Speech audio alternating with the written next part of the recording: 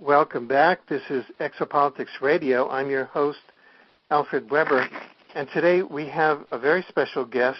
In fact, our Washington-based Exopolitics advisor, Stephen Bassett, who is a leading advocate for ending the 62-year government-imposed truth embargo regarding an extraterrestrial presence engaging the human race. He is a political activist, commentator, and columnist.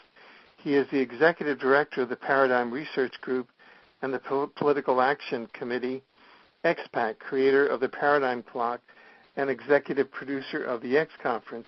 His work has been extensively covered by the media, and Steve has a number of websites. His principal websites are paradigmresearchgroup.org and factsonwashington.org. Welcome, Steve. It's great to be with you again, Alfred. You know, Steve, this has been paradoxically a very active time in exopolitics, and I know that you wanted to cover in our show both the highlights of 2009 and bring us up to date on what your plans are now for 2010, and also what might be occurring with the Obama administration, and also the prospect that we might have a very important vote with the Denver extraterrestrial initiative in August of this year. Do you want to start with 2009 first? Yeah, sure. Oh, okay. And I went ahead and published on the Examiner an article that attracted a lot of attention from our audiences, and that listed the top 10 exopolitics stories of 2009, and it might serve as a guideline for some of our conversation. And maybe I could go through and begin to ask you just about what you think about some of these stories, which I think will tie into what your thoughts are and the message that you want to get out. However you want to do this. However you want to look at 2009, we'll go with your approach. Yeah. Whatever. Yeah. Well, this was a very active year. Actually, I'll just go through some of the stories. Mm-hmm. And I'll do it quickly. The number 10 story, doing it in kind of the David Letterman countdown fashion. The number 10 story, of course, was the always ubiquitous Latin American UFO activity, and we chose the Salta mothership, which in December of 2009 there was this huge mothership that appeared over the city of Salta, Argentina, and I'm just kind of going to these kind of non-U.S., non-North America, non-Europe. Number 9 was that Chinese scientists film UFO at the Purple Mountain Observatory and will take 1 year to analyze the data. And we ranked that story because it illustrated the high degree of scientific participation and openness of the Chinese. And I wonder if you could comment on this, because we don't usually talk about areas outside of Europe and North America. Well, the event and in 2009 events, the Chinese event was one of the most significant. It's now on my list for very significant exopolitical reasons. China is a relatively closed society, and the amount of news that comes out of it is not anything like the first world countries that we're familiar with. So it was notable. It's notable in general that the Chinese government, nevertheless, is quite interested in UFOs. There's study going on within their own governmental entities, which they don't deny. And there's a great deal of interest in the Chinese people, and they don't have a problem with that either. And if the Chinese government has a problem with what you're doing, they're not shy about letting you know. So that's notable. But there were many sightings in China, and the news stories were getting out. There were sightings over the cities of Shandong, Peking, and Changsha, and others. So that was fine. But there was a major event that occurred on July 22nd, and that was the total eclipse. Now, there's an interesting connection between that and the Latin American story that you just mentioned. There was a total eclipse over Mexico in '91, and included Mexico City. And as a result, millions of people went out to watch it. And at that time, when the sun was occluded, they saw UFOs. They saw something up there. They caught their attention without question, and they filmed it. Mexico's a relatively open society. They sent some of the film into the media, including Jaime Maussan, who was the very well-known talk show host, had his own program, 60 Minutes. He showed some of the video, asked for more, thousands more were sent, and thus began the biggest flap in UFO history in Mexico. And that is, of course, extended on till today. It hasn't stopped. And as a result, the interest in the subject and the awareness of the subject throughout Mexico and even into Central America and to some extent into South America has dramatically grown in those years. You might say that the acclimatization curve was increased. Well, 18 years later, another total eclipse over another country, in this case China, which has a few more people than Mexico. Millions of Chinese go out, the sun is occluded, bingo, something there. Okay, some people took some film of it, cell phone cameras, what have you. The story did come out. It was published. All right, no big deal. It didn't have the kind of follow-up that the Mexico events had because it's China. Except, as you pointed out, on September the 7th, an announcement came through the Chinese press that got published in the English language media that the Purple Mountain Observatory had filmed that event for 40 minutes. And we can assume that the camera being used by one of their National Observatory telescopes was not a cell phone camera. And they also indicated they're going to be studying the film. This is interesting because, first of all, if they didn't want that story out, it wouldn't have come out. If the Chinese government didn't want anybody to know that they'd filmed that event, they wouldn't have said anything.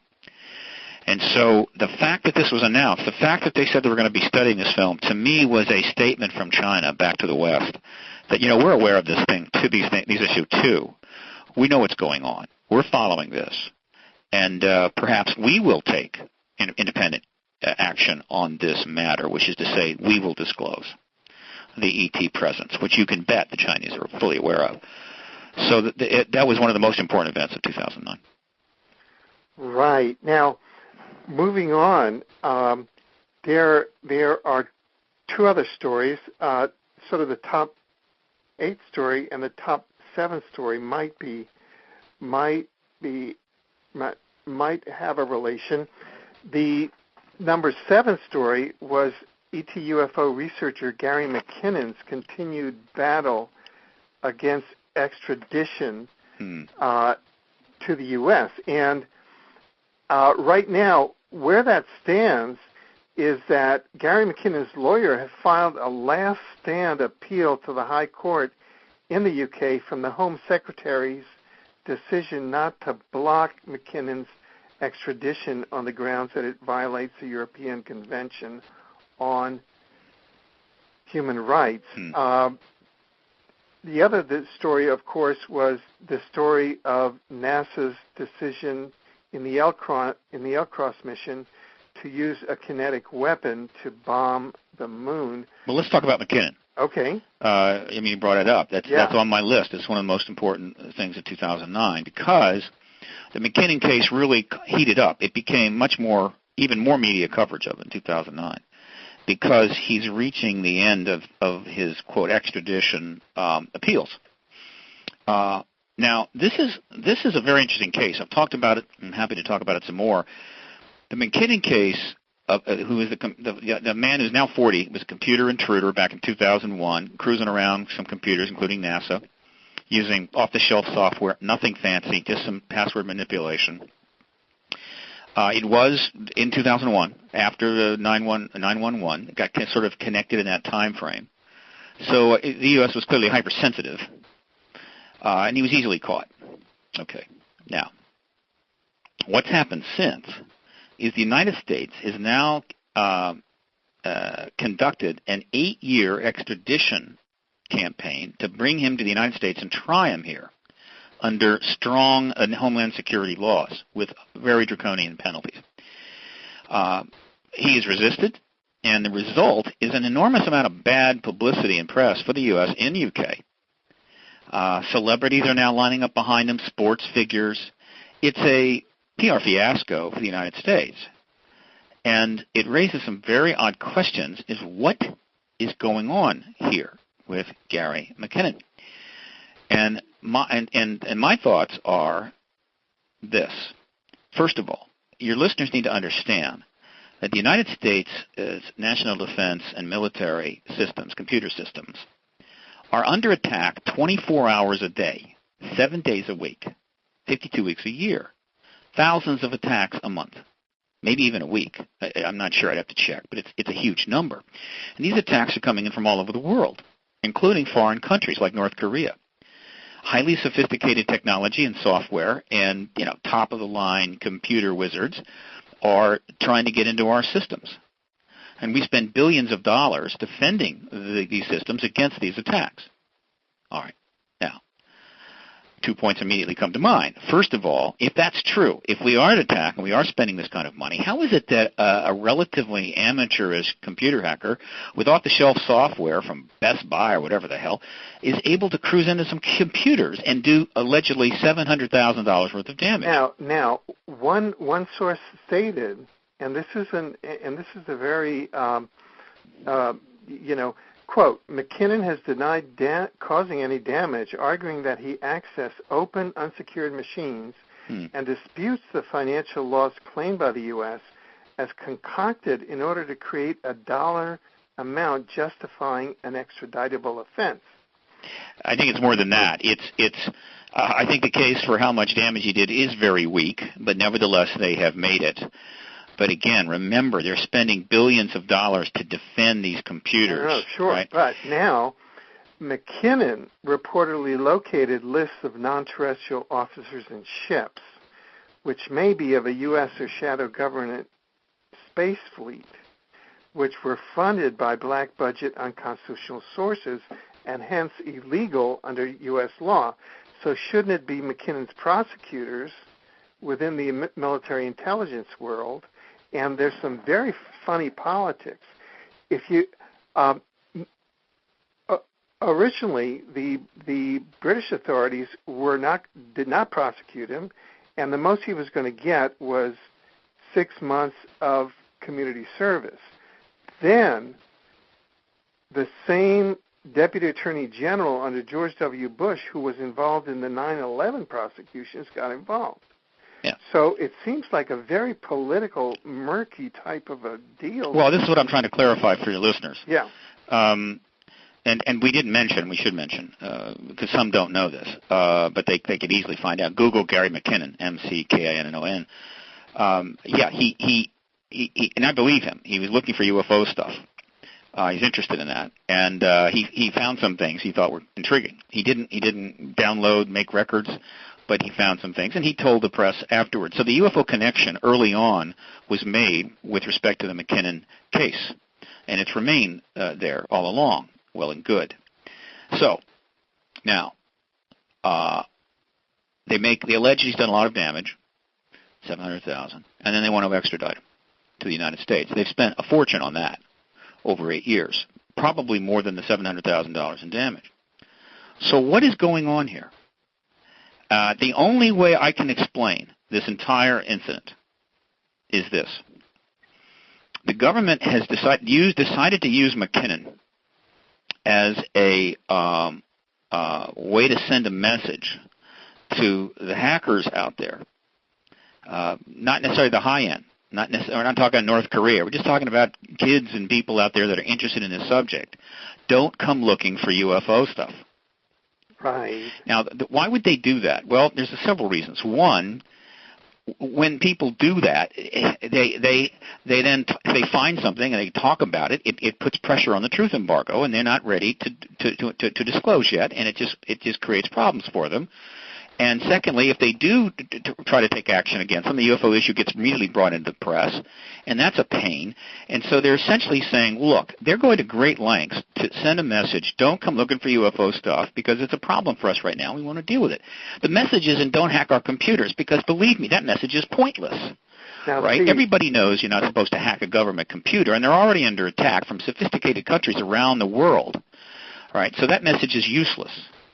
And so they're saying, stay away from UFO stuff. So my guess is, if I had to call how this is finally going to come out, and if this is the way it goes down, it kind of confirms my theory on this, is that just about the time, assuming his last appeal fails, right, one of two things will happen. Either in his very, very last appeal, all of a sudden the UK government will go, okay, you're not going to have to go, you stay here. Or, even if you lose that appeal, at the point that he and his mother and his lawyer, Karen Todner, are on their way to the airplane, Barack Obama will sign some sort of directive squashing the whole thing, and he'll stay in the UK. Well, let's hope that happens. Yeah, and so the result is, in other words, they've milked it for everything they can get. They've kept it out there. They've milked the message for everything they can get, but they don't actually want to extradite him. Why? Well, let me tell you why. If they actually bring Gary McKinnon to the United States, whether or not it's in his best interest, and that's a debatable point, they are going to unleash a huge amount of media on this case, and it's all going to have a UFO connection. And the result is it's going to bring the UFO issue out big time. It's going to result in a lot of media interview opportunities for researchers and activists in the genre. And we're going to get some face time. And he's going to become, whether he wants to be or not, a martyr for all those that have been pursuing the truth of this matter for decades. And it's going to be a nightmare. For those in the government that are still opposed to disclosure, it's going to be a nightmare. So I don't know who's running the show down there, at the Pentagon and down in the Secret Empire. But if I think that they're pretty sharp, and they've been very successful in managing the truth embargo for 60 years. But they may be making a huge miscalculation regarding Gary McKinnon. The last thing they want to do, if they're trying to execute an orderly disclosure process, or try to minimize press involvement in inquiries as they move toward that event, the last thing they want to do is bring Gary McKinnon to the United States. Let's move quickly because we're really want to leave time for the 2010. So I'm going to join together two stories. Mm-hmm. The Vatican opening its windows to extraterrestrials, and the UK Ministry of its Defense closing the UFO public desk after 50 years. Yeah, the Vatican story is very important. What happened here is that a number of years ago, well back 2000, possibly even before, a retired Monsignor, former head of former exorcist, and known to the Pope, Corrado Balducci, in his retirement, started talking publicly about the Catholic Church's position on extraterrestrials and talking about the history of it and Father Pio and all that, with two fundamental messages. That one, the Catholic Church is not concerned or troubled with the idea of extraterrestrial beings being in the universe with us or even on the planet with us. And secondly, that there should be no concern that these entities are demonic. Now, a lot of people thought, well, that's just an old guy blowing off steam. Well, I don't think so. There's no way that he would have been going around talking about those things, given his former positions, without at least the approval or implied approval of the Vatican. Well, a couple years ago, Corrado died. Fine. So I guess this gentleman is gone. We won't be hearing more about that. Wrong. In March of last year, the head astronomer and director of the Vatican Observatory, Father Jose Gabriel Funes, gives an interview to the Vatican newspaper, L'Osservatore Romano, in which he basically reiterates everything that Balducci had been saying for years. that the Catholic Church has no problem with extraterrestrials. They would be our brothers and sisters under God, etc., etc. Now, coming from a sitting director of their observatory, this is far more powerful than what Balducci was doing. So they just upped the ante. Then the whole thing was repeated again in September when these remarks, possibly with new interviews, were published by the Catholic News Agency. And then to put the cherry on the chocolate sundae, in the first week of November, the Vatican actually held an astrobiology symposium at the Vatican, bringing in scientists from around the world to discuss the political implications, etc., of an ET reality in the universe. Now, this could not be a clearer message. The Vatican is positioning itself on the right side of this issue. It has no intention of making the same mistake it made with the Copernican revolution and Galileo Galilei, and they're looking to come across and come out pretty well on this, anticipating picking up a lot of Catholics maybe in the post-disclosure world. So the moves by the Catholic Church in 2009 were highly, highly significant and worth noting, and I expect to see more. The MOD action was less important but notable. The UK has been dumping out thousands of UFO files for several years now. Some of those cases that were released have had impact. Most of them are not particularly important, but there's some that are, and they're in those files, and they've been coming out. And every time they release a batch of files, as they move towards the present, I think they may be done now, the last batch, it has generated hundreds of news stories all over the UK and in the US. So it's put a lot of pressure on the truth embargo here, without question. And I thought it also meant that the UK might be one of the candidates for another country to be the disclosure nation. However, in December, an announcement turned up on the MOD website, Ministry of Defense in the UK, that they were closing down the UFO desk, the one that Nick Pope had been on for several years, which really brought him to fame on this issue. It was costing them about £77,000 a year, and they needed to save the money. Okay, fine. That the issue and the statement they gave was virtually mirrored the standard statement that the U.S. government gives on this issue, namely that this phenomenon doesn't pose a threat, so there's really no need to invest time in it, quote unquote. But they didn't specifically say the phenomenon isn't real, right? Which is what the U.S. does, non-denial, denial. And so they closed down the desk. But then the same announcement indicated that they would continue to release UFO files. Interesting. So really what you have here is that the MOD, which is getting just deluged by inquiries due to the release of those files, just driving them nuts, right, coming in, more UFO sightings than ever, more queries about what they have, was trying to just make it easier on itself by just closing down this desk. Because this idea that, there's a desk studying files is kind of moot. These countries all know there's an ET presence, and we know that there's an ET presence, and we know that they know that there's an ET presence. So they shut down the desk to eliminate a headache, but they sent a message by doing that to the United States. The message was, look, we're releasing files. We are putting pressure on you, but don't worry. We're your closest ally. We're not going to disclose ahead of you. We're not going to be the disclosure nation. We're not going to preempt that from you. All right? That's your call. Fine.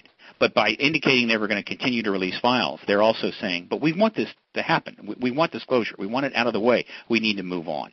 All right? So that was what I took from that event in December. Now, moving on to the number 3 story. Mm-hmm.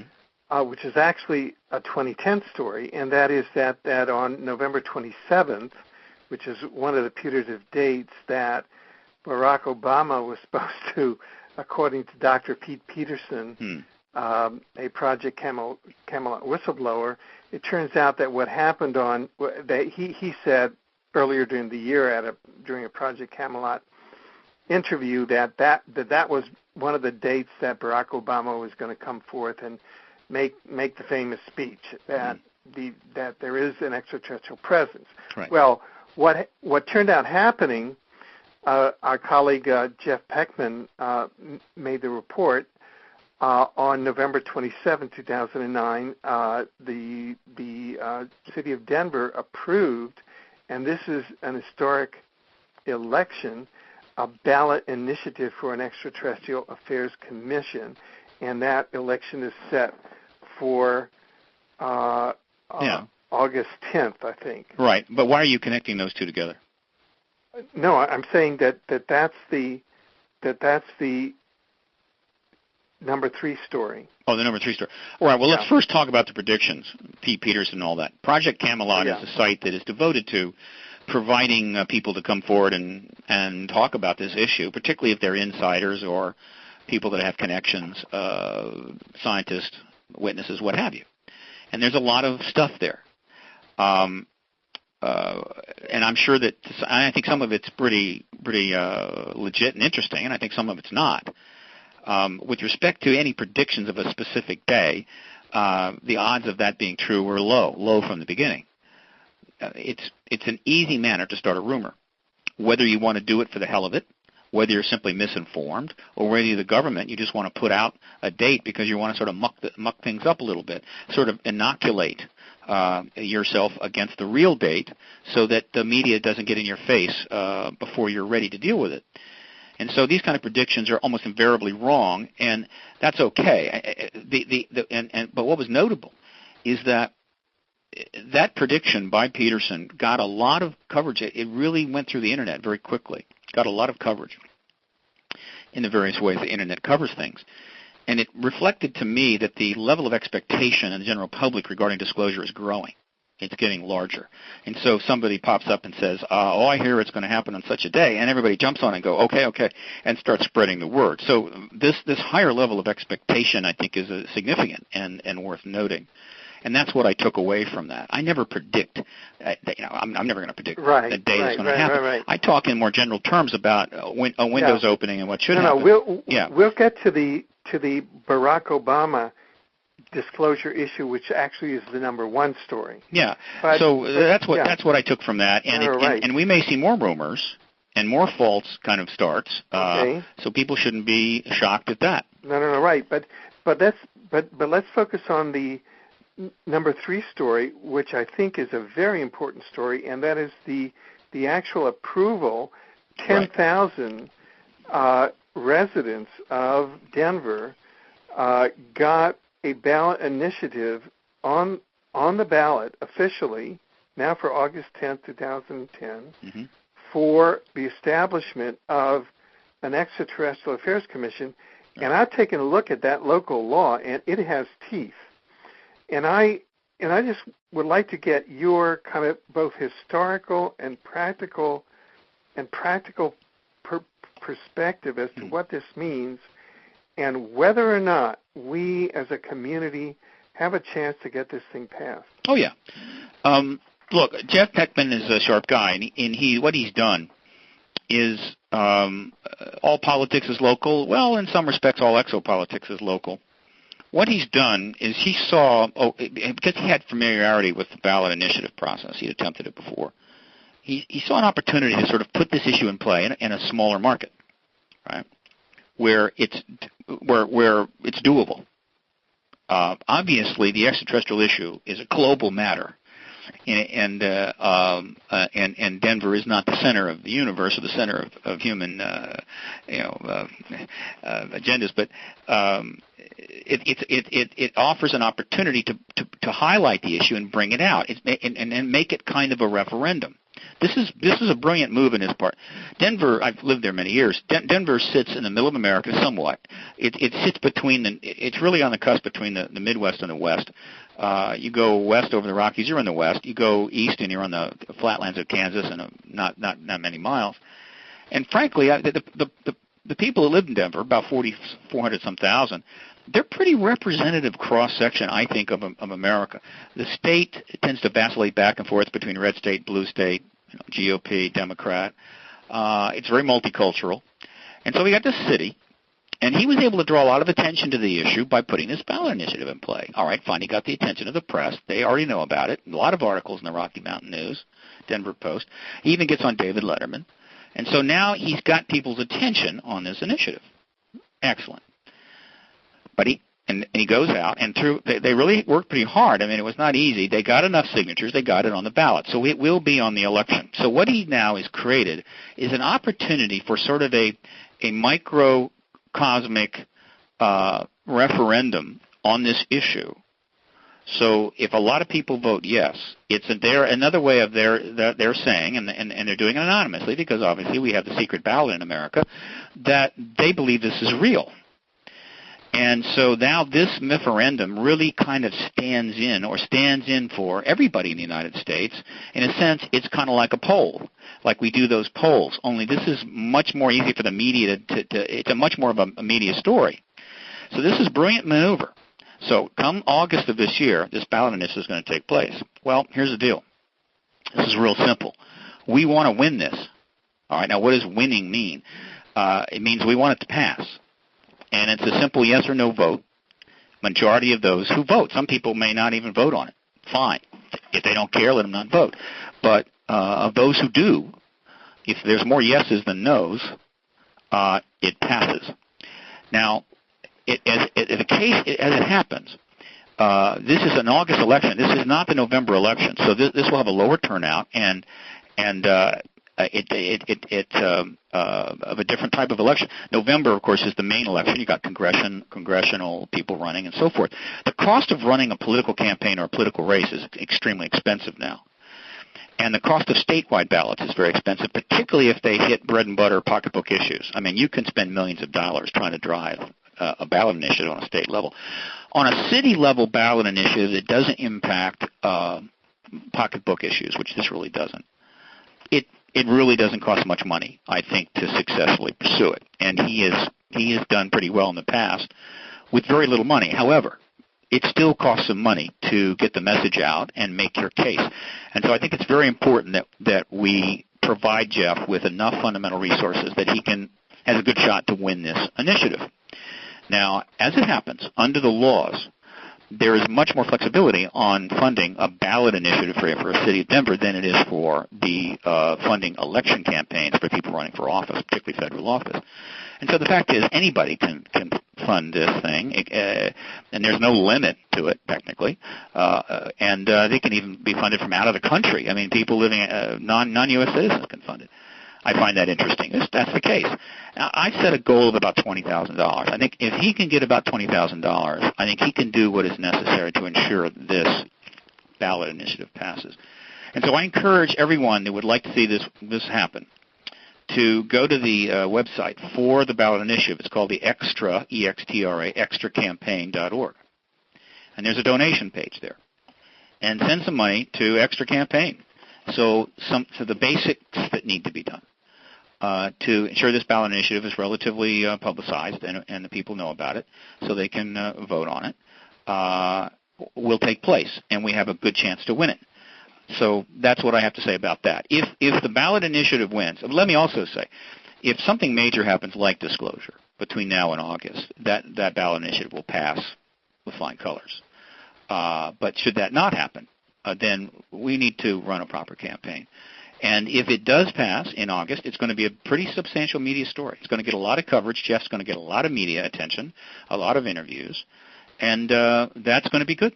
There's no question. I'm willing to go to Denver to speak on behalf of the initiative or be part of a fundraiser or whatever, and I'm sure some of the other researchers and activists in the field feel the same way. So that's what we have with that. And we may see other ballot initiatives begun in other cities. But remember, it takes time. So you start one today, it may not turn up in the election until 2012. So from the standpoint of the immediate advocacy process, what we've got is Denver. And that's a lot, and that's enough. So let's pursue it. Great. Now, Steve, we're about to go into the top two stories, one of which is the mother of all stories, which is Barack Obama.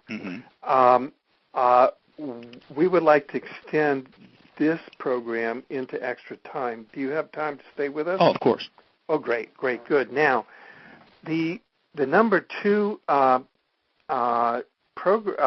story, and actually you were there for part of it at the first European Congress of Exopolitics when we had independent former DOD scientist Arthur Neumann and Master Sergeant Bob Dean both confirm the existence of teleportation and the teleportation to Mars to meet with a project on a project with extraterrestrials there. Bob Dean talked about teleportation from California to project offices in Pine Gap. In Australia, later, another independent whistleblower, Andrew Bashago, who was a child participant in Project Pegasus, confirmed independently his participation in teleportation and also in time travel. So the bottom line is the number 2 story is that time travel and teleportation are confirmed by independent whistleblowers. And we had Dr. Anderson, David Anderson, who was in the Air Force doing what he called time control research there. And we have a September 15th, 2009 WebBot report that independently predicted all of these things. So it's kind of what we call exotic science or frontier science, but we have a trend of independent whistleblowers coming out with what we can call new energy sciences with an ET connection. And I know that you tend to be more on the conservative end of the spectrum in this area, but I wondered if you could give us your comments on this story.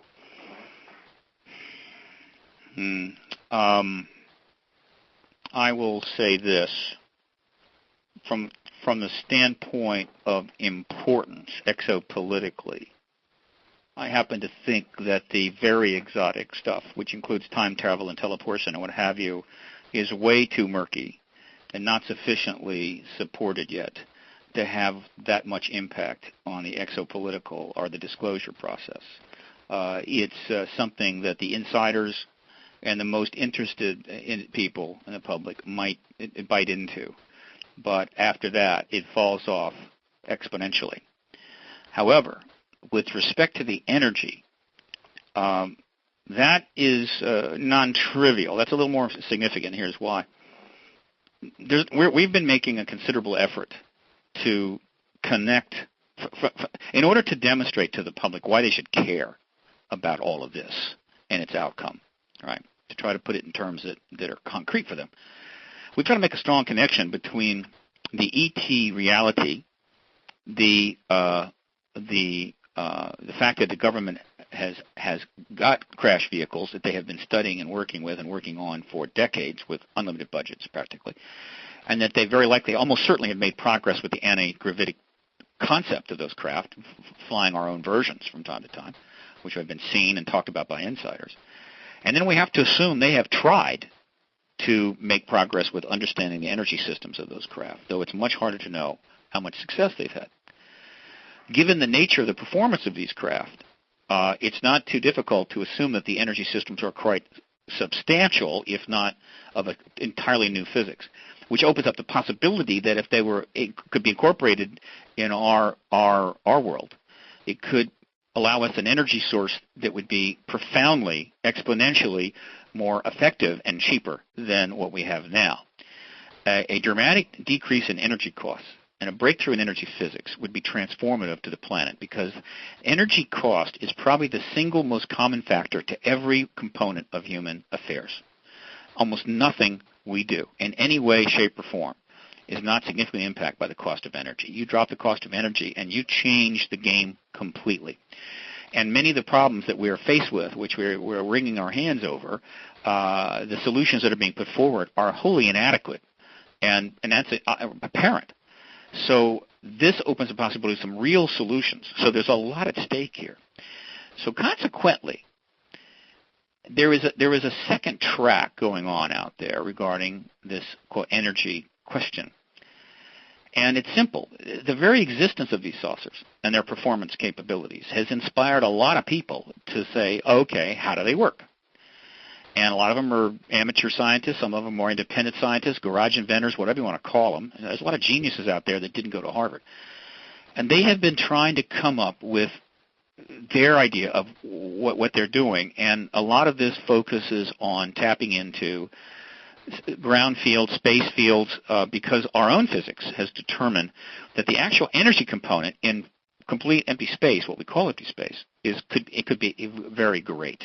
This is the very edge of modern human physics.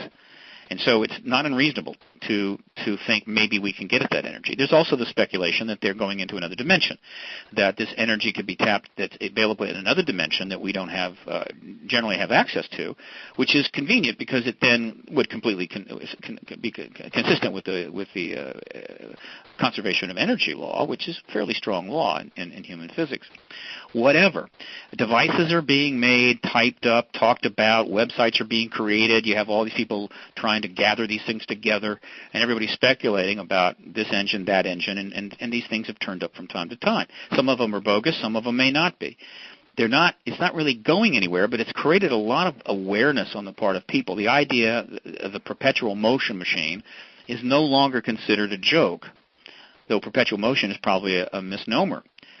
So this emergence of a kind of populist perception and focus on alternative energy, profound alternative energy, not windmills, is helping, I think, to spur the disclosure process. It's helping to alert people that, if in fact that energy, an energy option like that is real, boy, let's get that technology. And I'll close the point with this. But one thing everybody that is addressing this issue needs to understand, and I can't overemphasize this. People can go do what they want, and just studying physics is worthwhile, and trying to invent a little device is very worthwhile. But when the government comes out with what they have done with the ET physics, I can assure you they are light years ahead of everything you're seeing on the Internet and all the garage inventors and the little engines that are being created by this company and that company. They are way, way past that. And so when that tech comes out, all of this other stuff will be nothing more than tchotchkes. They'll just disappear.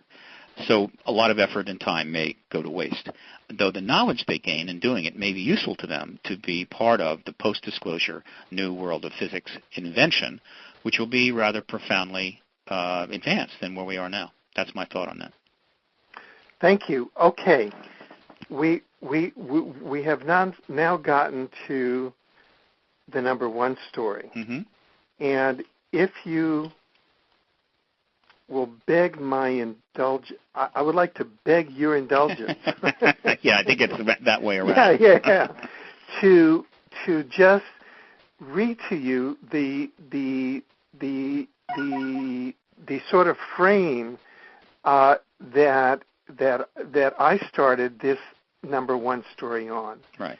And if you could deal with that frame and then go on to provide your own interpretation of what this frame was. Sure.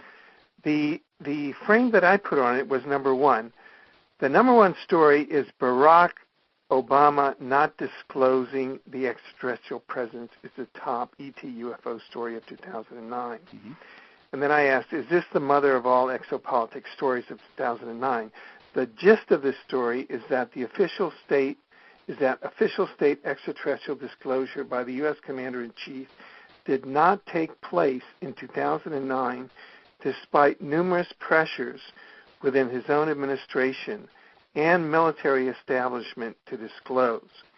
The current phase of extraterrestrial state disclosure, end of quote, began with a series of high-profile public UFO sightings, such as the January 2008 Stephenville, Texas, overflight, which flew over the Crawford White House, Texas White House, unopposed by U.S. military aircraft.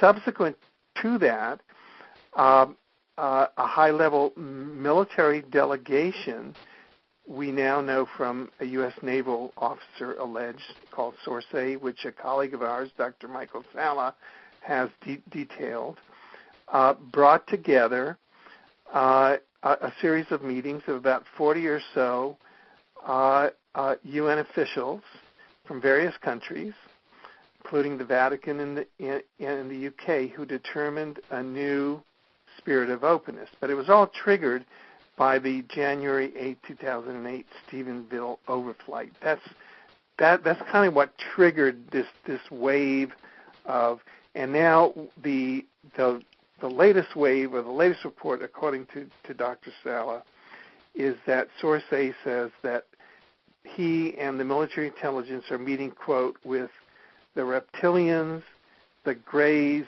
and the conformers, and that they've been on their ships, and they're continuing the pressure from the inside.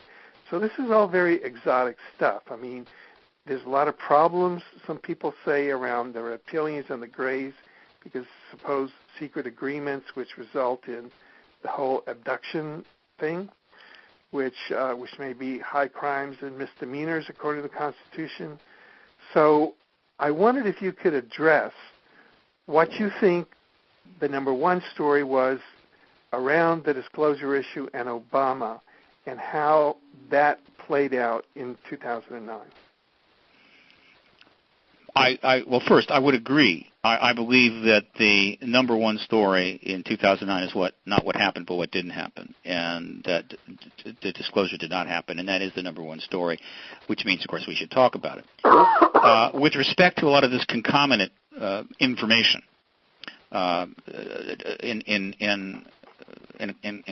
included in the assessment in this article, as you've just discussed, I don't know about that. It's pretty murky. And while I'm aware of some of these details and some of these claims, my opinion, they have not been confirmed to a level that they can have what I consider dramatic exopolitical impact. So, but I mean, everybody can speculate why it didn't happen in 2009, and I will right now. And everyone has a right to include whatever they want in that. I tend to approach it in a much more basic way, and I don't necessarily connect it to stuff that I consider too far removed from the processes that I see going on. It doesn't mean that they're not connected. They may very well be. I have no idea, for instance, whether the sighting in Stevensville at the beginning of the year triggered anything, right? But others may think it did. So again, I can't really speak to those. However, here's what I know did happen. We know that there was a great deal. I've discussed extensively what is transparent going all the way back to 1991 and the Rockefeller Initiative under Bill Clinton, and then the comments by John Podesta in 2002, 2003, and then Bill Richardson's comments in 2004. The announcement of the new Apollo project to create a New Deal program to bring America back around and on its feet again in 2004 that was then shelved. This is a new high-tech New Deal resurgence for America, billions of dollars into green jobs, green invention, green everything, all shelved, and pretty much shelved. So that we do know. And I felt the indications were that Obama was going to be the disclosure president, not because he was going to stomp on down to the Pentagon and demand to see the evidence and the bodies or whatever else, and then grab a bunch of military intelligence guys by the ear and frog march them up to the White House and make them disclose. No, the president doesn't have that power. The founding fathers saw fit not to give the executive branch an army. And so if the military intelligence management of this issue doesn't want to cooperate, there's not a damn thing the president can do. That's pretty much been the case since Kennedy. But I felt he was going to disclose because they want him to, and he's acceptable to them, and he's certainly probably more than happy to do it. But the decision will come from down deep, and he will simply be told, you're it, and unless he wants to put up a fight, he will end up disclosing. That's how I believe it would happen. And Obama was acceptable, and the timing was right. We needed to get it done, but it didn't happen. Why? The best explanation I can give is this. I had a good idea what the Democrats' plans were, and I felt that the new Apollo project was going to be probably a very well received. And when you announce that Green Development New Deal program, then you disclose the ET presence and then start talking about and bringing out the ET technology. You put that into that New Deal program, and you've got yourself a total renaissance of America, as well as a global renaissance as that technology is spreads out and is available elsewhere. But it didn't happen. And the principal reason it didn't happen is that the Republicans, who are serious political hardball players, I think, knew very well. First of all, the Republicans know there's an ET presence. And I think they knew about the new Apollo project. There was a press conference held at the National Press Club. And so they knew it was coming. And I think they saw that, boy, if that all falls into place, if he starts a major New Deal high-tech renaissance program for the U.S., then it discloses the ET presence for that historical legacy and brings out ET technology, we won't be in the White House again until the next century. And so they decided to play some serious hardball. Now, what could they do to upset that apple cart? Putting a couple nasty editorials in the Washington Times, I don't think was going to cut it. And so what they did, in my view, is that they went to see their buddies down on Wall Street, and they said, you know, you guys have pushed this to the limit. You're all pretty much at the end of the line. You screwed up the system, and some of you, probably Lehman Brothers, is going to go bankrupt or go under any day now. So if you go under now, we'll crank up a multi-billion-dollar bailout, and we'll just shove money at Wall Street like crazy, and you can then pass that on to the foreign banks you owe money to, and everybody will be copacetic. On the other hand, if you tread water for another few months and go bankrupt or go down under the Democrats, you just may end up in jail. And so they basically set the financial house on fire and drained the Treasury and put us into economic crisis. Much more than we would have, I think, had this thing gone in a different way. In other words, they triggered the crisis in order to start the money flow before Obama or the Democrats even got in the White House. This is why it happened in late October. They knew they were going to lose the election. Trust me, there was no chance they were going to win that election, and every Republican operative knew that by early October. So they made a dramatic move, and by doing that, when the Democrats arrive in the White House, there's a massive financial crisis going on.